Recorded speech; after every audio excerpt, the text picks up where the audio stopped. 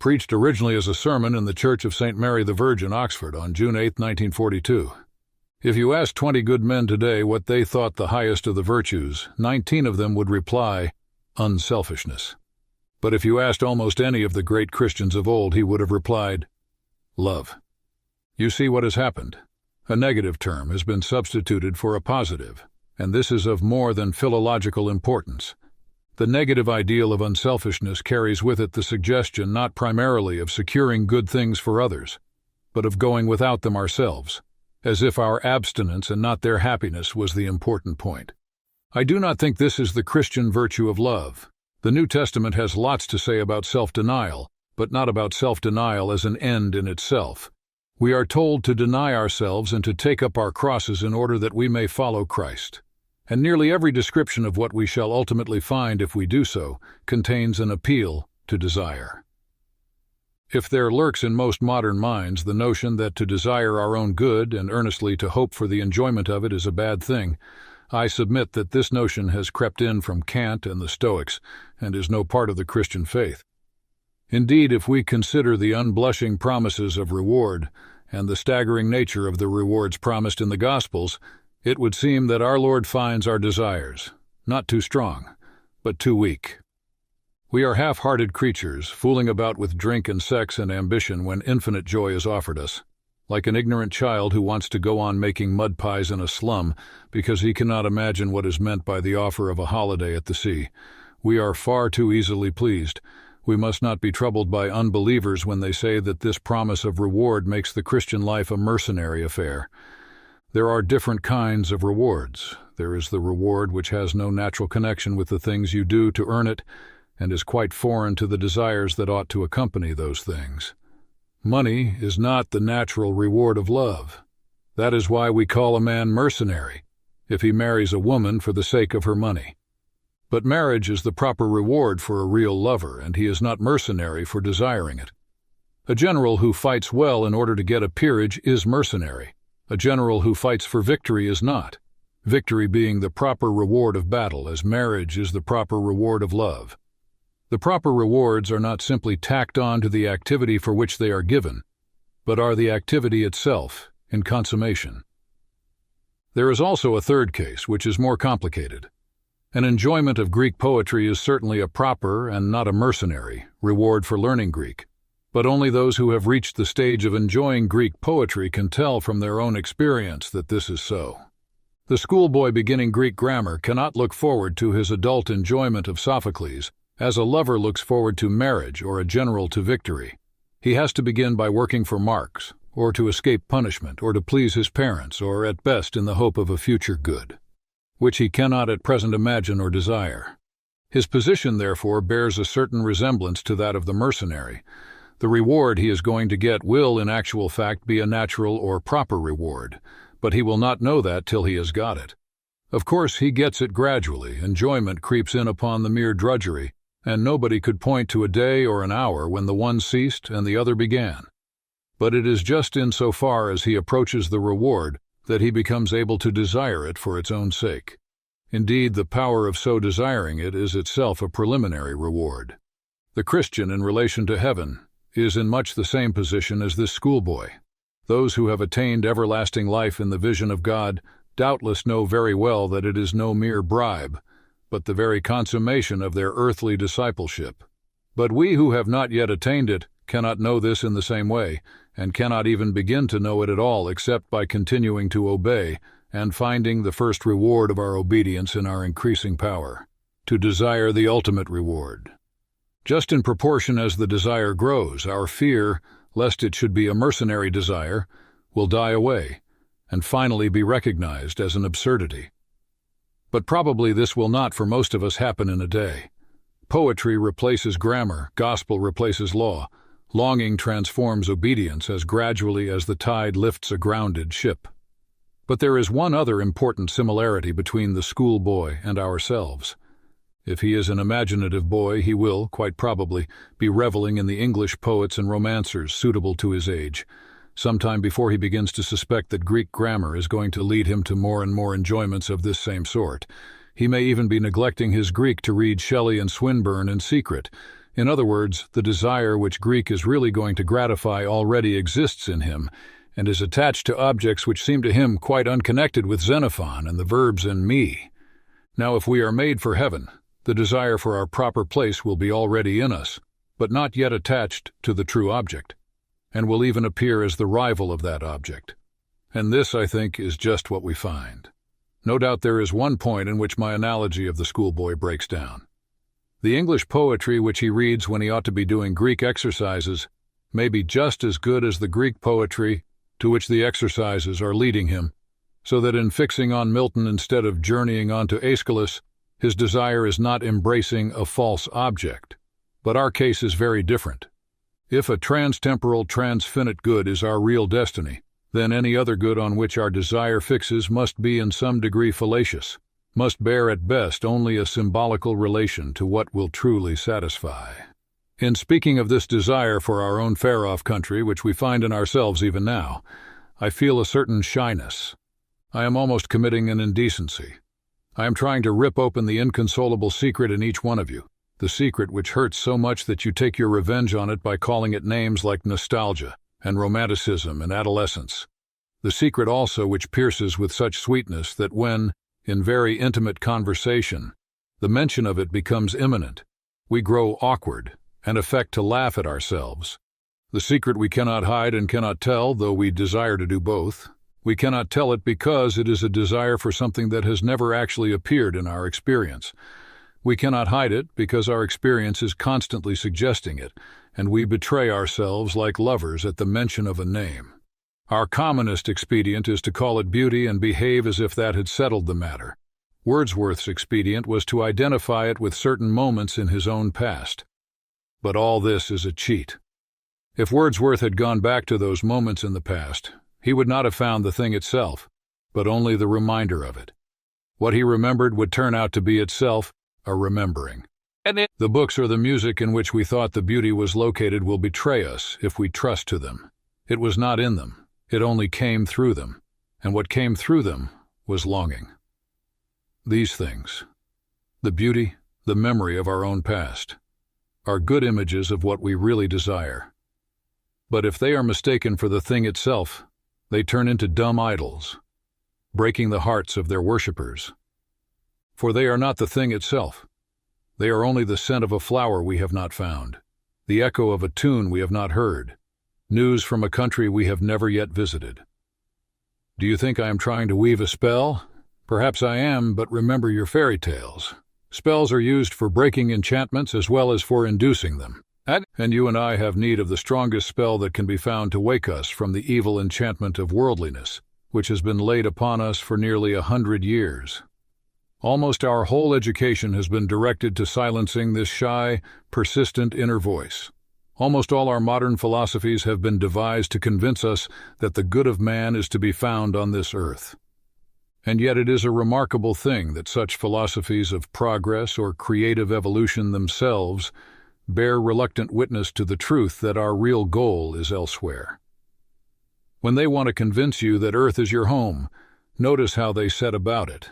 They begin by trying to persuade you that earth can be made into heaven, thus giving a sop to your sense of exile in earth as it is. Next, they tell you that this fortunate event is still a good way off in the future, thus giving a sop to your knowledge that the fatherland is not here and now. Finally, lest your longing for the trans-temporal should awake and spoil the whole affair, they use any rhetoric that comes to hand to keep out of your mind the recollection that even if all the happiness they promised could come to man on earth, yet still each generation would lose it by death, including the last generation of all, and the whole story would be nothing, not even a story, forever and ever. Hence all the nonsense that Mr. Shaw puts into the final speech of Lilith, and Bergson's remark that the elan vital is capable of surmounting all obstacles, perhaps even death, as if we could believe that any social or biological development on this planet will delay the senility of the sun, or reverse the second law of thermodynamics. Do what they will then, we remain conscious of a desire which no natural happiness will satisfy. But is there any reason to suppose that reality offers any satisfaction to it? Nor does being hungry prove that we have bread. But I think it may be urged that this misses the point. A man's physical hunger does not prove that that man will get any bread. He may die of starvation on a raft in the Atlantic. But surely a man's hunger does prove that he comes from a race which repairs its body by eating and inhabits a world where edible substances exist. In the same way, though I do not believe, I wish I did, that my desire for paradise proves that I shall enjoy it. I think it a pretty good indication that such a thing exists and that some men will. A man may love a woman and not win her, but it would be very odd if the phenomenon called falling in love occurred in a sexless world. Here then is the desire still wandering and uncertain of its object, and still largely unable to see that object in the direction where it really lies. Our sacred books give us some account of the object. It is, of course, a symbolic account. Heaven is, by definition, outside our experience, but all intelligible descriptions must be of things within our experience. The scriptural picture of heaven is therefore just as symbolical as the picture which our desire, unaided, invents for itself. Heaven is not really full of jewelry any more than it is really the beauty of nature, or a fine piece of music. The difference is that the scriptural imagery has authority. It comes to us from writers who were closer to God than we, and it has stood the test of Christian experience down the centuries. The natural appeal of this authoritative imagery is to me at first very small. At first sight it chills rather than awakes my desire, and that is just what I ought to expect. If Christianity could tell me no more of the far-off land than my own temperament led me to surmise already, then Christianity would be no higher than myself. If it has more to give me, I must expect it to be less immediately attractive than my own stuff. Sophocles at first seems dull and cold to the boy who has only reached Shelley. If our religion is something objective, then we must never avert our eyes from those elements in it which seem puzzling or repellent, for it will be precisely the puzzling or the repellent which conceals what we do not yet know and need to know. The promises of Scripture may very roughly be reduced to 5 heads. It is promised, firstly, that we shall be with Christ; secondly, that we shall be like him; thirdly, with an enormous wealth of imagery, that we shall have glory; fourthly, that we shall, in some sense, be fed or feasted or entertained; and finally, that we shall have some sort of official position in the universe, ruling cities, judging angels, being pillars of God's temple. The first question I ask about these promises is, why any of them except the first? Can anything be added to the conception of being with Christ? For it must be true, as an old writer says, that he who has God and everything else has no more than he who has God only. I think the answer turns again on the nature of symbols. For though it may escape our notice at first glance, yet it is true that any conception of being with Christ, which most of us can now form, will be not very much less symbolical than the other promises. For it will smuggle in ideas of proximity in space and loving conversation as we now understand conversation, and it will probably concentrate on the humanity of Christ to the exclusion of his deity. And in fact, we find that those Christians who attend solely to this first promise always do fill it up with very earthly imagery indeed. In fact, with hymeneal or erotic imagery. I am not for a moment condemning such imagery. I heartily wish I could enter into it more deeply than I do, and pray that I yet shall. But my point is that this also is only a symbol, like the reality in some respects, but unlike it in others, and therefore needs correction from the different symbols in the other promises. The variation of the promises does not mean that anything other than God will be our ultimate bliss, but because God is more than a person, and lest we should imagine the joy of his presence too exclusively in terms of our present poor experience of personal love, with all its narrowness and strain and monotony, a dozen changing images, correcting and relieving each other, are supplied. I turn next to the idea of glory. There is no getting away from the fact that this idea is very prominent in the New Testament and in early Christian writings.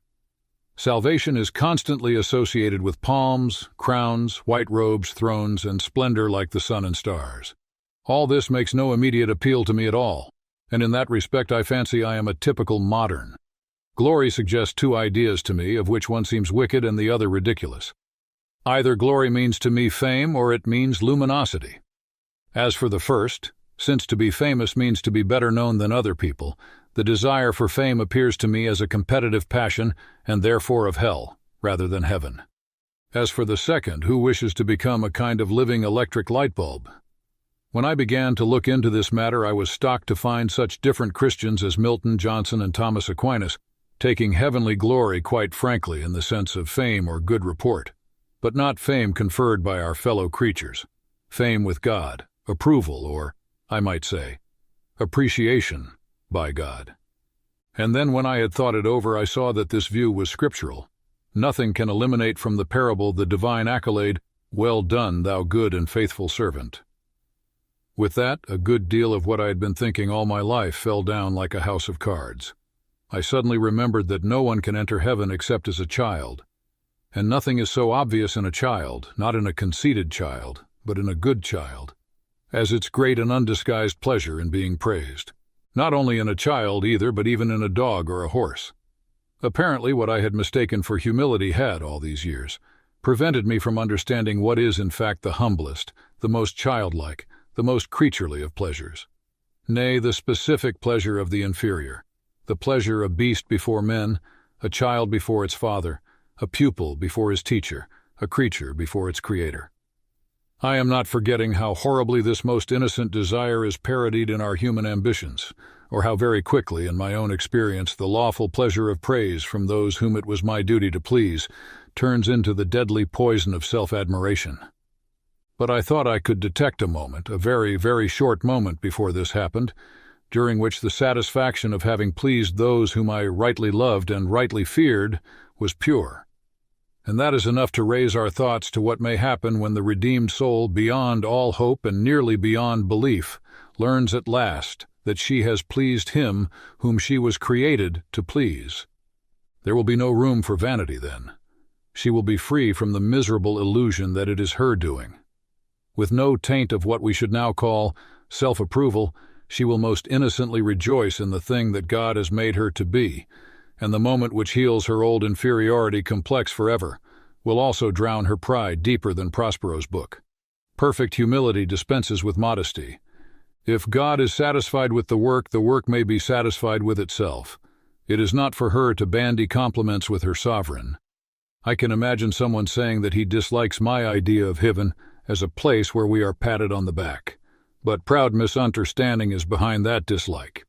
In the end, that face, which is the delight or the terror of the universe, must be turned upon each of us either with one expression or with the other, either conferring glory inexpressible or inflicting shame that can never be cured or disguised. I read in a periodical the other day that the fundamental thing is how we think of God. By God himself it is not. How God thinks of us is not only more important, but infinitely more important. Indeed, how we think of him is of no importance except in so far as it is related to how he thinks of us. It is written that we shall stand before him, shall appear, shall be inspected. The promise of glory is the promise, almost incredible and only possible by the work of Christ, that some of us, that any of us who really chooses, shall actually survive that examination, shall find approval, shall please God, to be a real ingredient in the divine happiness, to be loved by God, not merely pitied, but delighted in, as an artist delights in his work or a father in a son. It seems impossible, a weight or burden of glory which our thoughts can hardly sustain. But so it is. And now notice what is happening. If I had rejected the authoritative and scriptural image of glory and stuck obstinately to the vague desire which was at the outset my only pointer to heaven, I could have seen no connection at all between that desire and the Christian promise. But now, having followed up what seemed puzzling and repellent in the sacred books, I find, to my great surprise, looking back, that the connection is perfectly clear. Glory, as Christianity teaches me to hope for it, turns out to satisfy my original desire, and indeed to reveal an element in that desire which I had not noticed. By ceasing for a moment to consider my own wants, I have begun to learn better what I really wanted. When I attempted, a few minutes ago, to describe our spiritual longings, I was omitting one of their most curious characteristics. We usually notice it just as the moment of vision dies away, as the music ends, or as the landscape loses the celestial light. What we feel then has been well described by Keats as the journey homeward to habitual self. You know what I mean. For a few minutes we have had the illusion of belonging to that world. Now we wake to find that it is no such thing. We have been mere spectators. Beauty has smiled, but not to welcome us. Her face was turned in our direction, but not to see us. We have not been accepted, welcomed, or taken into the dance. We may go when we please, we may stay if we can. Nobody marks us. A scientist may reply that since most of the things we call beautiful are inanimate, it is not very surprising that they take no notice of us. That, of course, is true. It is not the physical objects that I am speaking of, but that indescribable something of which they become for a moment the messengers. And part of the bitterness which mixes with the sweetness of that message is due to the fact that it so seldom seems to be a message intended for us, but rather something we have overheard. By bitterness I mean pain, not resentment. We should hardly dare to ask that any notice be taken of ourselves, but we pine. The sense that in this universe we are treated as strangers, the longing to be acknowledged, to meet with some response, to bridge some chasm that yawns between us and reality, is part of our inconsolable secret. And surely, from this point of view, the promise of glory, in the sense described, becomes highly relevant to our deep desire. For glory meant good report with God, acceptance by God, response, acknowledgement, and welcome into the heart of things. The door on which we have been knocking all our lives will open at last. Perhaps it seems rather crude to describe glory as the fact of being noticed by God. But this is almost the language of the New Testament. St. Paul promises to those who love God not, as we should expect, that they will know him, but that they will be known by him, a Corinthians 3. It is a strange promise. Does not God know all things at all times? But it is dreadfully re-echoed in another passage of the New Testament. There we are warned that it may happen to any one of us to appear at last before the face of God and hear only the appalling words, "I never knew you. Depart from me."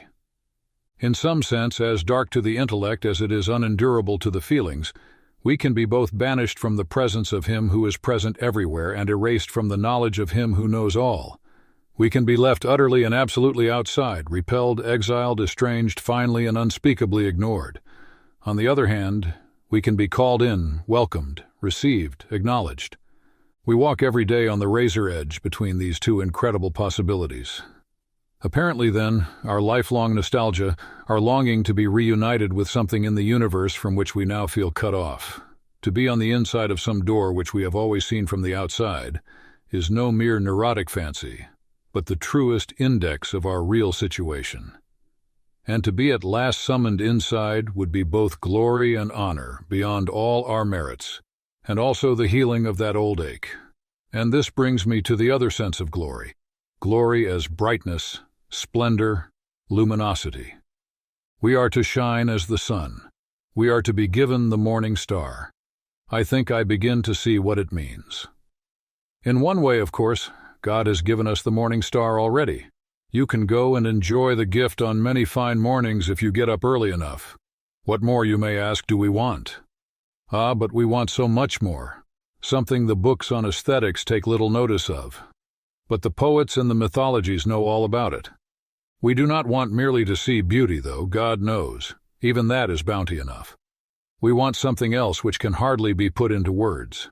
To be united with the beauty we see, to pass into it, to receive it into ourselves, to bathe in it, to become part of it. That is why we have peopled air and earth and water with gods and goddesses and nymphs and elves. That though we cannot, yet these projections can, enjoy in themselves that beauty, grace, and power of which nature is the image. That is why the poets tell us such lovely falsehoods. They talk as if the west wind could really sweep into a human soul, but it can't. They tell us that beauty born of murmuring sound will pass into a human face, but it won't, or not yet. For if we take the imagery of Scripture seriously, if we believe that God will one day give us the morning star and cause us to put on the splendor of the sun, then we may surmise that both the ancient myths and the modern poetry, so false as history, may be very near the truth as prophecy. At present we are on the outside of the world, the wrong side of the door. We discern the freshness and purity of morning, but they do not make us fresh and pure. We cannot mingle with the splendors we see.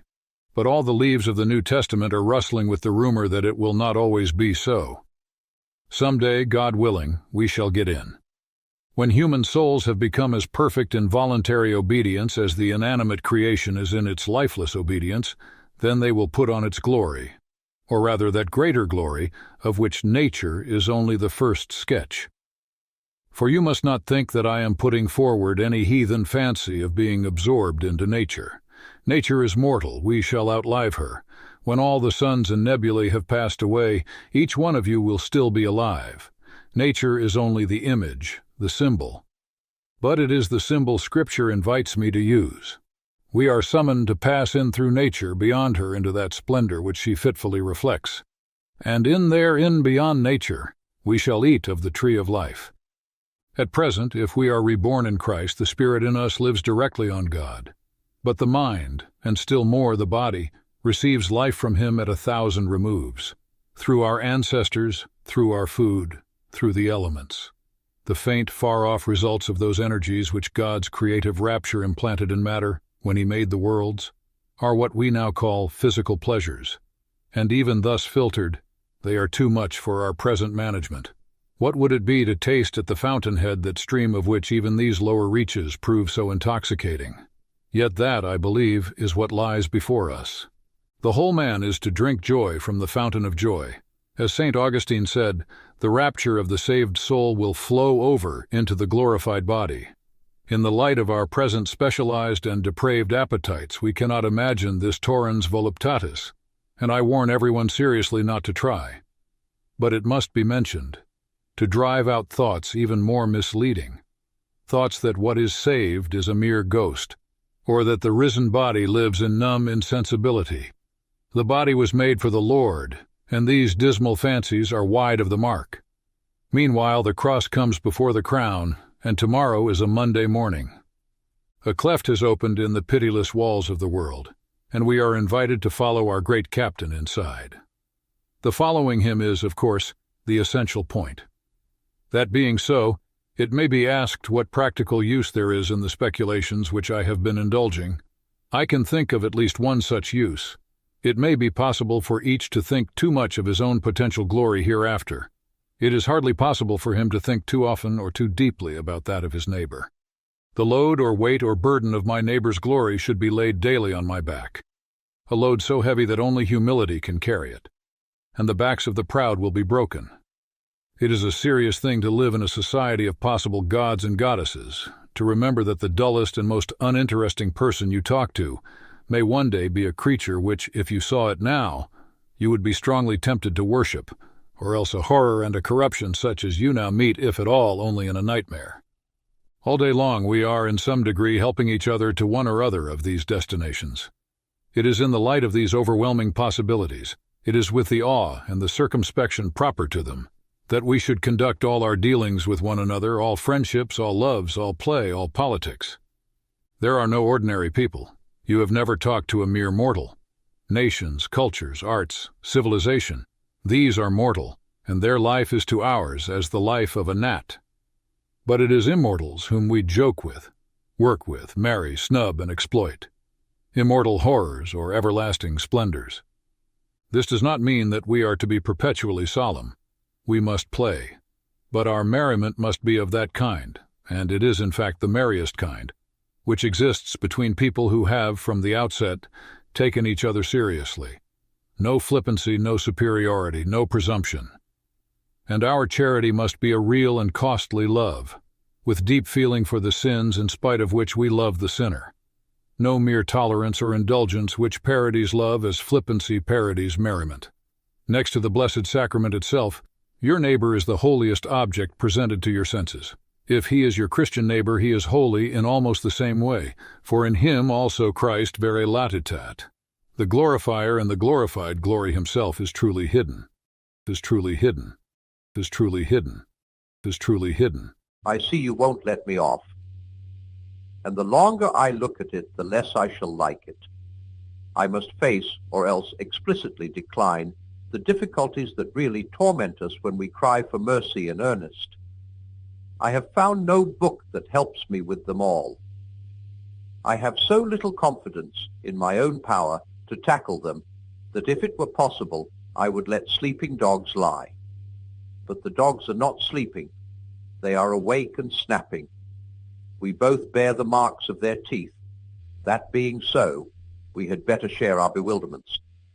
by hiding them from each other, we should not hide them from ourselves.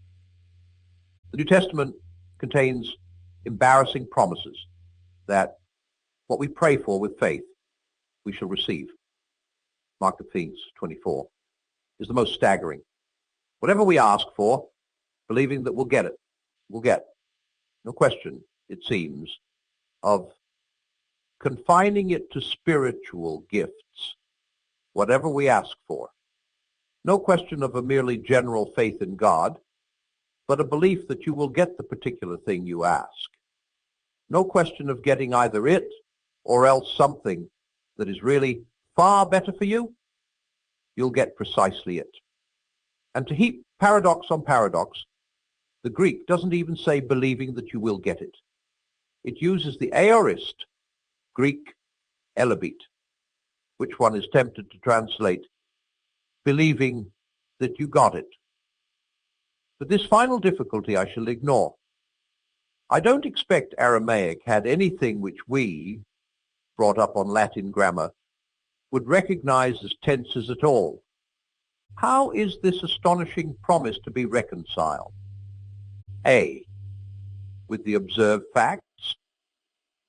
B, with the prayer in Gethsemane, and as a result of that prayer, the universally accepted view that we should ask everything with a reservation, if it be thy will. As regards A, no evasion is possible. Every war, every famine or plague, almost every deathbed is the monument to a petition that was not granted. At this very moment, thousands of people in this one island are facing as a fate accompli, the very thing against which they have prayed night and day, pouring out their whole soul in prayer, and, as they thought, with faith. They have sought and not found. They have knocked, and it has not been opened. That which they greatly feared has come upon them. But B, though much less often mentioned, is surely an equal difficulty. How is it possible at one and the same moment to have a perfect faith, an untroubled or unhesitating faith, as St. James says, that you will get what you ask, and yet also prepare yourself submissively in advance for a possible refusal? If you envisage a refusal as possible, how can you have simultaneously a perfect confidence that what you ask will not be refused? If you have that confidence, how can you take refusal into account at all? It is easy to see why so much more is written about worship and contemplation than about crudely or naively petitionary prayer. They may be, I think they are, nobler forms of prayer, but they are also a good deal easier to write about. As regards the first difficulty, I'm not asking why our petitions are so often refused. Anyone can see in general that this must be so. In our ignorance, we ask what is not good for us or for others, or not even intrinsically possible. Or again, to grant one man's prayer involves refusing another's. There is much here which it is hard for our will to accept, but nothing that is hard for our intellect to understand. The real problem is different. Not why refusal is so frequent, but why the opposite result is so lavishly promised. Shall we then proceed on Wiedler's principles and scrap the embarrassing promises as venerable archaisms which have to be outgrown? Surely, even if there were no other objection, that method is too easy. If we are free to delete all inconvenient data, we shall certainly have no theological difficulties, but for the same reason, no solutions and no progress. The very writers of the techies, not to mention the scientists, know better. The troublesome fact, the apparent absurdity which can't be fitted into any synthesis we have yet made, is precisely the one we must not ignore. 10 to 1, It's in that covert the fox is lurking. There is always hope if we keep an unsolved problem fairly in view. There's none if we pretend it's not there. Before going any further, I want to make two purely practical points. One, these lavish promises are the worst possible place at which to begin Christian instruction in dealing with a child or a pagan. You remember what happened when the widow started Huck Finn off with the idea he could get what he wanted by praying for it. He tried the experiment and then, not unnaturally, never gave Christianity a second thought. We had better not talk about the view of prayer embodied in Mark the Fiend 24 as naive or elementary. If that passage contains a truth, it is a truth for very advanced pupils indeed. I don't think it is addressed to our condition, yours and mine, at all. It is a coping stone, not a foundation. For most of us, the prayer in Gethsemane is the only model. Removing mountains can wait.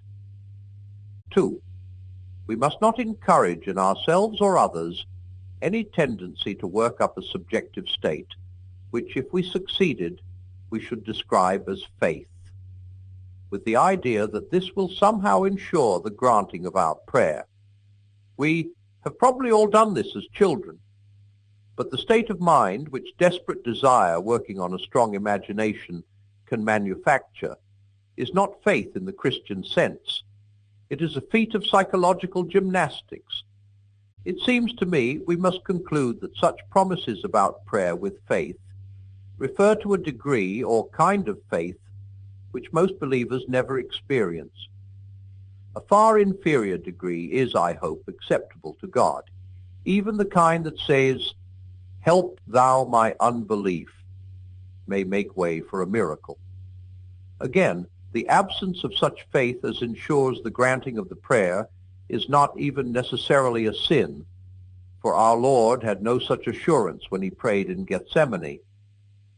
How or why does such faith occur? Sometimes, but not always, even in the perfect petitioner.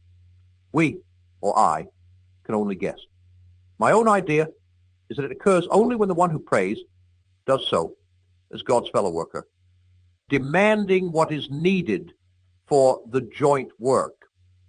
It is the prophets, the apostles, the missionaries, the healers' prayer that is made with this confidence and finds the confidence justified by the event.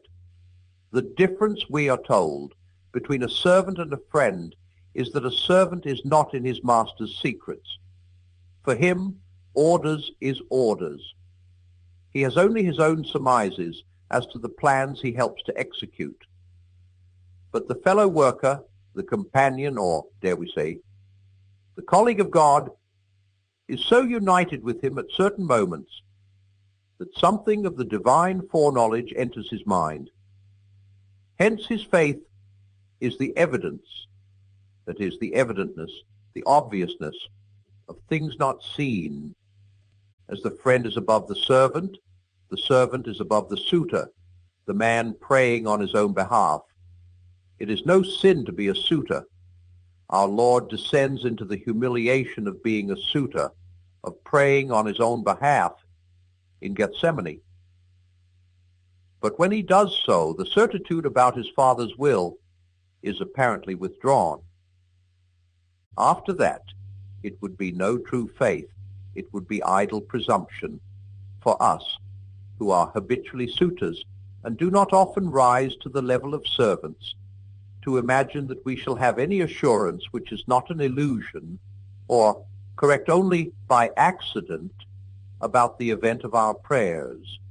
Our struggle is, isn't it, to achieve and retain faith on a lower level, to believe that whether he can grant them or not, God will listen to our prayers, will take them into account. Even to go on believing that there is a listener at all, for as the situation grows more and more desperate, the grisly fears intrude. Are we only talking to ourselves in an empty universe? The silence is often so emphatic, and we have prayed so much already. What do you think about these things? I have offered only guesses. My experience is the same as yours. I have never met a book on prayer which was much use to people in our position. There are many little books of prayers which may be helpful to those who share Rose Macaulay's approach, but you and I wouldn't know what to do with them. It's not words we lack. And there are books on prayer, but they nearly all have a strongly conventional background. Even the imitation is sometimes, to an almost comic degree, not addressed to my condition. The author assumes that you will want to be chatting in the kitchen when you ought to be in your cell. Our temptation is to be in our studies when we ought to be chatting in the kitchen. Perhaps if our studies were as cold as those cells, it would be different. You and I are people of the foothills. In the happy days when I was still a walker, I loved the hills and even mountain walks, but I was no climber. I hadn't the head, so now I do not attempt the precipices of mysticism. On the other hand, there is apparently a level of prayer life lower even than ours. I don't mean that the people who occupy it are spiritually lower than we. They may far excel us, but their praying is of an astonishingly undeveloped type. I have only just learned about it from our vicar. He assures me that, so far as he has been able to discover, the overwhelming majority of his parishioners mean by saying their prayers, repeating whatever little formula they were taught in childhood by their mothers. I wonder how this can come about. It can't be that they are never penitent or thankful. They're dear people, many of them, or have no needs. Is it that there is a sort of watertight bulkhead between their religion and their real life? In which case, the part of their life which they call religious is really the irreligious part. But however badly needed a good book on prayer is, I shall never try to write it. Two people on the foothills comparing notes in private are all very well.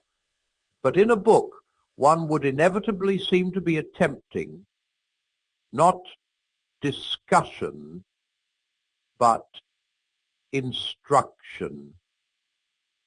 And for me to offer the world instruction about prayer would be impudence about the higher level, the crags up, which the mystics vanish out of my sight, the glaciers and the aiguilles. I have only two things to say. One is that I don't think we are all called to that ascent. If it were so, he would have told us. The second is this.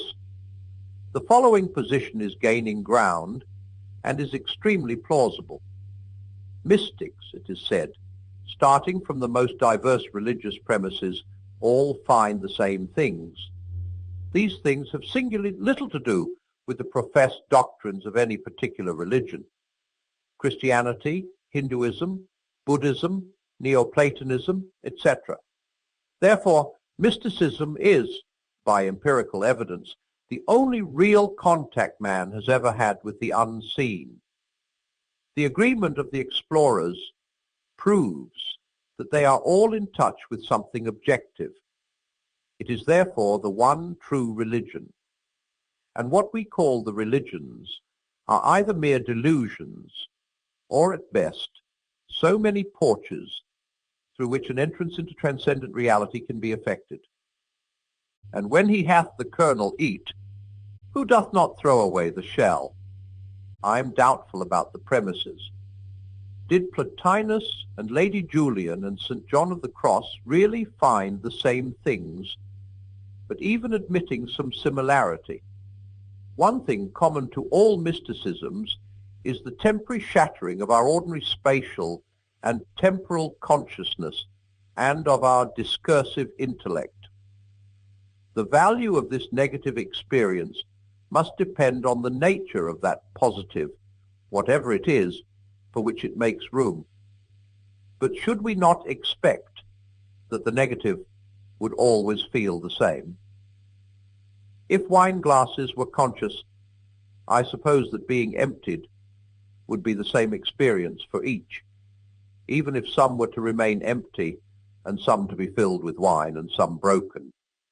All who leave the land and put to sea will find the same things: the land sinking below the horizon, the gulls dropping behind the salty breeze. Tourists, merchants, sailors, pirates, missionaries, it's all one. But this identical experience vouches for nothing about the utility or lawfulness or final event of their voyages. It may be that the gulfs will wash them down. It may be they will touch the happy isles. I do not at all regard mystical experience as an illusion. I think it shows that there is a way to go before death, out of what may be called this world, out of the stage set, out of this, but into what? That's like asking an Englishman, where does the sea lead to? He will reply, to everywhere on earth, including Davy Jones's locker, except England. The lawfulness, safety, and utility of the mystical voyage depends not at all on its being mystical, that is, on its being a departure, but on the motives, skill, and constancy of the voyager, and on the grace of God. The true religion gives value to its own mysticism. Mysticism does not validate the religion in which it happens to occur. I shouldn't be at all disturbed if it could be shown that a diabolical mysticism or drugs produced experiences indistinguishable by introspection from those of the great Christian mystics. Departures are all alike. It is the landfall that crowns the voyage. The saint, by being a saint, proves that his mysticism, if he was a mystic, not all saints are, led him aright. The fact that he has practiced mysticism could never prove his sanctity. You may wonder that my intense desire to peep behind the scenes has not led me to attempt the mystic way. But would it not be the worst of all possible motives? The saint may win a mortal glimpse of death's immortal rose, but it is a byproduct. He took ship simply in humble and selfless love. There can be a desire like mine, with no carnal element in it at all, which is nevertheless, in St. Paul's sense, flesh and not spirit. That is, there can be a merely impulsive, headstrong, greedy desire, even for spiritual things, like our other appetites, cross-fodder. Yet, being crucified, it can be raised from the dead and made part of our bliss. Turning now to quite a different point in your letter, I too had noticed that our prayers for others flow more easily than those we offer on our own behalf, and it would be nice to accept your view that this just shows we are made to live by charity. I'm afraid, however, I detect two much less attractive reasons for the ease of my own intercessory prayers. One is that I am often, I believe, praying for others when I should be doing things for them. It's so much easier to pray for a bore than to go and see him. And the other is like unto it. Suppose I pray that you may be given grace to withstand your besetting sin. Short list of candidates for this post will be forward on demand. Well, all the work has to be done by God and you. If I pray against my own besetting sin, there will be work for me. One sometimes fights shy of admitting an act to be a sin for this very reason. The increasing list of people to be prayed for is, nevertheless, one of the burdens of old age. I have a scruple about crossing anyone off the list. When I say a scruple, I mean precisely a scruple. I don't really think that if one prays for a man at all, it is a duty to pray for him all my life. But when it comes to dropping him now this particular day, it somehow goes against the grain. And as the list lengthens, it is hard to make it more than a mere string of names. But here, in some measure, a curious law comes into play. Don't you find that if you keep your mind fixed upon God, you will automatically think of the person you are praying for, but that there's no tendency for it to work the other way round?